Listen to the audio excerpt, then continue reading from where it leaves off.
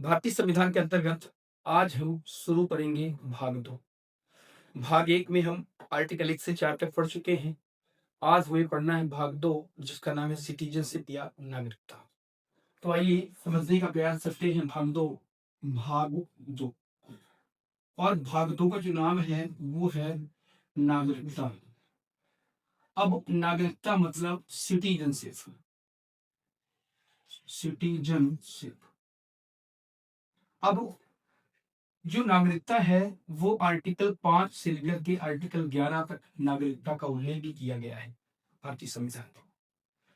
दूसरी बात, जो नागरिकता है सिटीजनशिप है, तो याद रखें कि भारत में जो नागरिकता का प्रावधान है, हमने नागरिकता का जो प्रावधान है वो हमने ब्रिटेन से लिया है।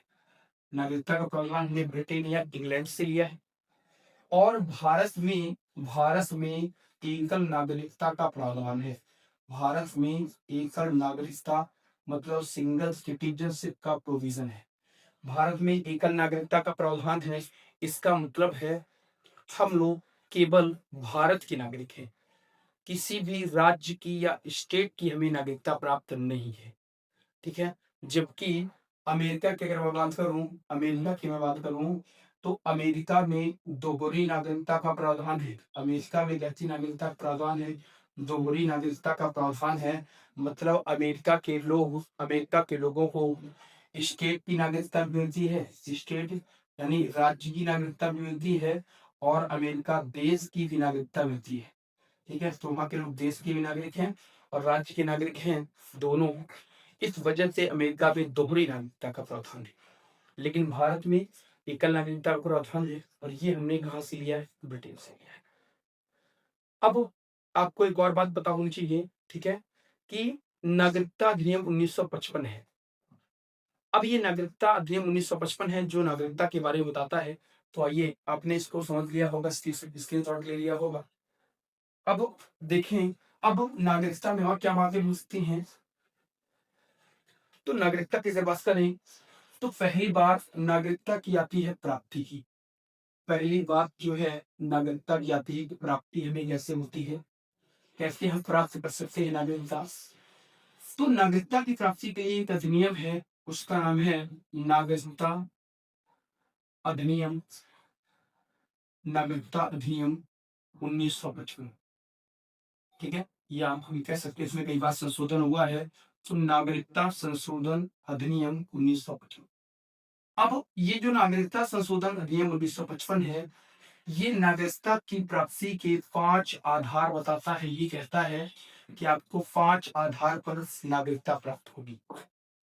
कौन कौन सा आधार है? तो पहला जो है बाइबल यानी जन्म से। दूसरी जो नागरिकता बताता है वो बताता है वंश या परंपरा के आधार पर। वंश या परंपरा परंपरा के आधार पर। तीसरी जो नागरिकता बताता है ये है पंजीकरण के द्वारा। चौथी जो नागरिकता है ये बताता है देशीकरण के द्वारा। और जो पांचवा प्रकार है वो है भूमि विस्तार के द्वारा। भूमि विस्तार नागरिकता। अब तो पहली बात, नागरिकता संशोधन अधिनियम 1955 है, इसमें कई बार संशोधन किया गया है।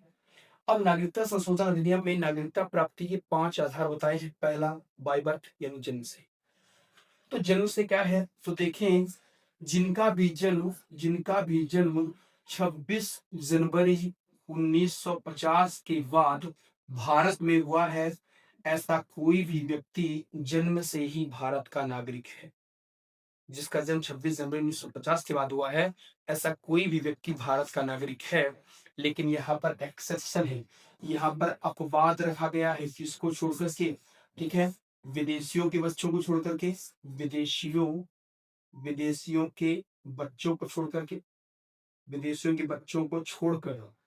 ठीक है। साथ ही साथ राजनयिकों, जो डिप्लोमेट हमारे यहाँ होते हैं, तो राजनयिकों के बच्चों को छोड़कर।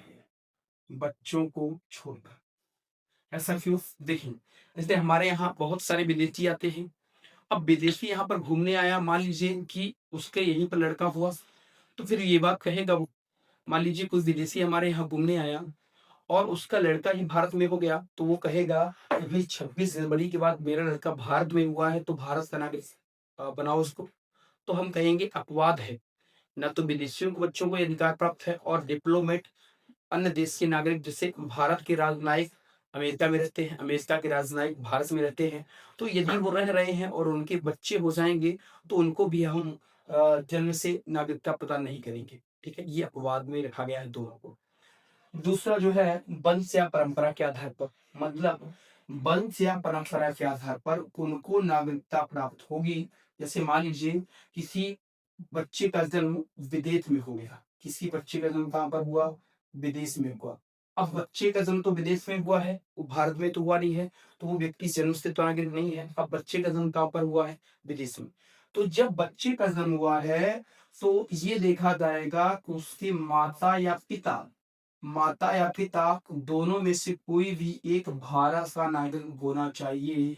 यदि दोनों में से कोई भी एक भारत का नागरिक होगा, तो उसके बच्चों को नागरिकता किस आधार पर प्राप्त हो जाएगी? वंश या परंपरा के आधार पर। अब तीसरा आधार क्या है? तीसरा है बाई रजिस्ट्रेशन, पंजीकरण के आधार पर। तो पहले आप एक बात ये याद रखिए कि पंजीकरण के लिए 5 वर्षों तक भारत में रहना होता है, जबकि देशीकरण के आधार पर जो नागरिकता प्राप्त होगी, तो उसके लिए 10 वर्षों तक भारत में रहना होगा। 10 वर्षों तक भारत में रहना होगा। तो पंजी